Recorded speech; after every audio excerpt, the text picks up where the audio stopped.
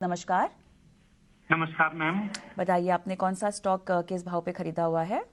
Ma'am मेरा वो 41.80 के हिसाब से 100 शेयर तो धनलक्ष्मी के हैं जी। 41 41.80 41.80 ठीक एक है। की ओके के 1000 शेयर है मेरे पास धनलक्ष्मी के। ओके।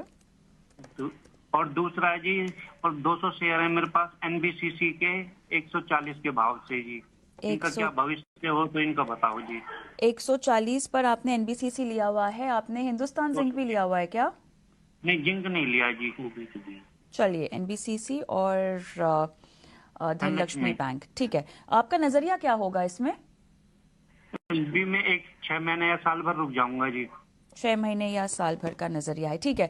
गौरांग आपके पास आऊंगी मैं दोनों ही स्टॉक के सवालों को लेकर, और उससे पहले मैं चाहती हूं कि बाजार की दशा और दिशा पर आपकी भी टिप्पणी, क्योंकि शुरुआती सेशन आपके साथ मिस हो गया बाजार की चाल को लेकर, उसका जवाब देते हुए हमारे दर्शक अमित के स्टॉक स्पेसिफिक सलाह। धन्यवाद कविता, इस मंच पर आमंत्रित करने के लिए आप सभी को प्रणाम और शुभ प्रभात हमारे तरफ से। क्षमा चाहता हूं आपसे कविता, थोड़ा विलंब हुआ जुड़ने के लिए, थोड़ी दिक्कतें थी इंटरनेट कनेक्शन को लेकर के, इसलिए ये विलंब हो गया है। क्षमा चाहता हूं आपसे। अब आते हैं प्रश्न के ऊपर। तो एनबीसीसी और धनलक्ष्मी बैंक, तो पहले तो धनलक्ष्मी बैंक के ऊपर कवरेज नहीं है, इसलिए विशेष रूप में टिप्पणी नहीं करेंगे, लेकिन ये एक कमजोर कड़ी है कविता बैंकों की सूची में, धनलक्ष्मी बैंक। और अगर आप पिछले 4 या 5 तिमाही के नतीजों पर भी नजर डालें तो ऐसा कोई उत्साह आता नहीं है कि आप यहाँ पर कोई विकल्प बना करके चले। तो विशेष रूप में टिप्पणी नहीं करेंगे क्योंकि धनलक्ष्मी बैंक पर कवरेज। लेकिन हाँ, आप अगर परिवर्तन करना चाहते हैं तो हमारी राय में आईडीएफसी फर्स्ट बैंक करीबन 75 या 80 के बीच में कामकाज कर रहा है। आईडीएफसी फर्स्ट बैंक, अगर हम तुलना करते हैं धनलक्ष्मी बैंक और आईडीएफसी फर्स्ट बैंक के बीच में, तो आईडीएफसी फर्स्ट बैंक थोड़ा बहुत मजबूत और सक्षम नजर आता है धनलक्ष्मी बैंक की तुलना में।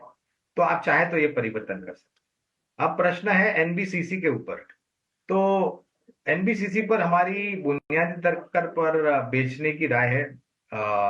और अगर आप यहां से बेच करके निकलना निर्णय लेते हैं आप, तो निर्माण, क्योंकि ये भी निर्माण कार्य से जुड़ी हुई कंपनी है, तो इसी निर्माण कार्य से जुड़ी हुई दूसरी एक कंपनी है एनसीसी लिमिटेड, जिसका पहले नाम हुआ करता था कविता नागार्जुना कंस्ट्रक्शन कंपनी लिमिटेड, अभी उसका नाम है एनसीसी लिमिटेड। तो ये परिवर्तन हमारे हिसाब से अच्छा रहेगा। तो आपको एक बेहतर रणनीति आपके स्टॉक पर मिलती हुई गौरांग जी की तरफ से।